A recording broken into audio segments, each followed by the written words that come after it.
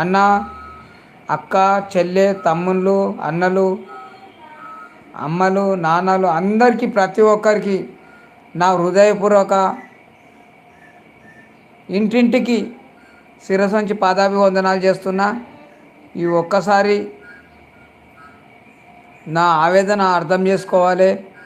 ఇక ఎవరో ఏమో చెప్తుంటారు, ఎవరేమో చేస్తుంటారు. ఆవేదన అర్థం చేసుకోకపోతే నెక్స్ట్ టైం పసలవాది అనేది ఏ రకంగా మారుతుందో ప్రతి ఒక్కరు ఆలోచన చేసి, ఎవరి జేబులకే ఎవరేం పైసలు పెడతలేరు, ఎవరి జేబులకే, నా జేబులకే నేను ఒక రూపాయి తీసి ఖర్చు పెడతలేను. ఇది పెట్టడం గిట్ట నా సొంత లైవే. కానీ నేనేం పైసలు పెట్టినంటే రీఛార్జ్ చేయించుకొని మాట్లాడుతున్న, కుర్చీ మీద కూర్చుండి ఏదో ఇంత పంట పండించుకుంటున్నా, ఏదో పని చేసుకుంటున్నా, బతుకుతున్నా. అంతేగాని నాకెవరు ఇస్తలేరు, నేనెవరికి ఇస్తలేను. కాకపోతే ఏంటంటే ఎవరి గిట ఎవరికి ఏమీ ఇస్తలేరు. ఇంకా ఊరు మీద వచ్చే ఆమ్దాని ఎంత ఉన్నది, ఏం కథ అనేటి ప్రతి ఒక్కరోజు ప్రతి ఒక్క లైవ్ ఇస్తా.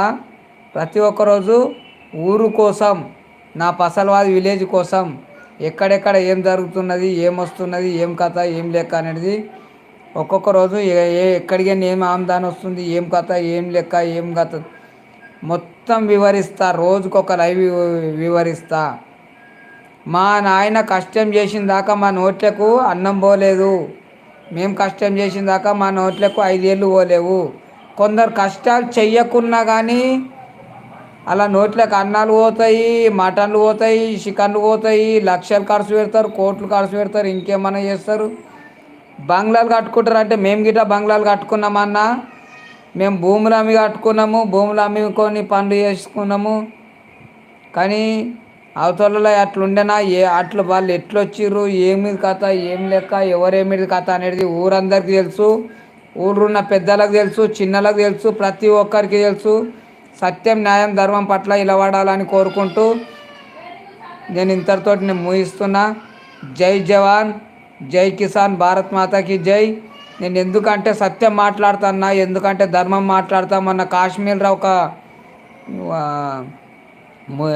ఏమంటారు, ఈ ముజాయుద్దీన్ తీవ్రవాదులు మన ఒక సైనికుని పట్ట 4 దిక్కులకైనా వచ్చి డీసీఎం చాటుకు దాక్కుని ఫైరింగ్ చేయడానికి వస్తే ఒక సైనికుని పగలే నడి రోడ్డు మీద పటా అని గోళీ చేసి కాల్చి, పాకిస్తాన్ దొంగమ్ముండా కొడుకులు కాల్చి చంపిరు మన సైనికుడిని.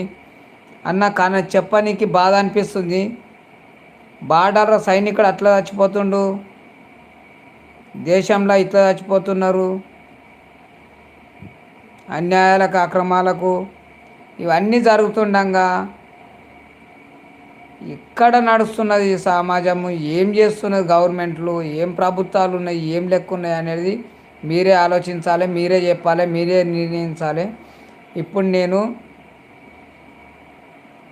చెప్పా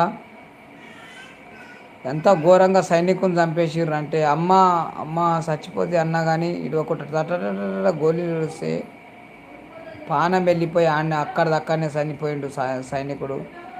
తీరా లైవ్ అందరు చూసినది అది లైవ్.